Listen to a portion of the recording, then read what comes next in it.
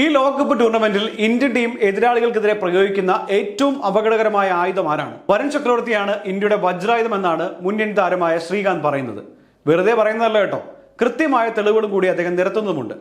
വരുൺ ഈ ടൂർണമെന്റിൽ എറിഞ്ഞ ഓവറുകൾ നോക്കിയാൽ അക്കാര്യം കൂടുതൽ മനസ്സിലാക്കാനും കഴിയും. അദ്ദേഹം വലങ്കയൻ ബാറ്റർമാർക്കെതിരെ എറിഞ്ഞ പന്തുകളെല്ലാം ഓഫ് സ്റ്റമ്പും മിഡിൽ സ്റ്റമ്പും ലക്ഷ്യമാക്കിയുള്ളതാണ്. മിക്ക വിക്കറ്റുകളും അദ്ദേഹം വീഴ്ത്തിയത് ഗുഡ് ലെങ്ത് പന്തുകളിലോ ഗുഡ് ലെങ്തിനോട് അടുത്തു നിൽക്കുന്ന പന്തുകളിലോ ആണ്. ഫുൾ ഡെലിവറികൾ ഒന്നുപോലും ഇതുവരെ എറിഞ്ഞിട്ടില്ല എന്നുള്ളതാണ് വസ്തുത. വരുൺ എറിയുന്ന ഷോർട്ട് ബോളുകൾ പോലും ബാറ്റർമാരെ കബളിപ്പിക്കാൻ കഴിയുന്ന തരത്തിലുള്ളവയാണ്. 4 മത്സരങ്ങളിൽ നിന്ന് 9 വിക്കറ്റുകളാണ് താരം ഇതുവരെ വീഴ്ത്തിയിട്ടുള്ളത്. 6.88 ആവറേജും 5.16 എക്കണോമിയിലുമാണ് വരുൺ പന്തെറിഞ്ഞിരിക്കുന്നത്.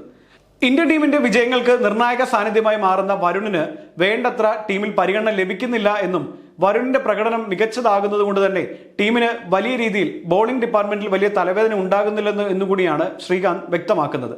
വരും മത്സരങ്ങളിൽ നിന്നും വരുണിന്റെ മികച്ച പ്രകടനം നമുക്ക് പ്രതീക്ഷിക്കാൻ കഴിയുമെന്നും ശ്രീകാന്ത് ആത്മവിശ്വാസം പ്രകടിപ്പിക്കുന്നു.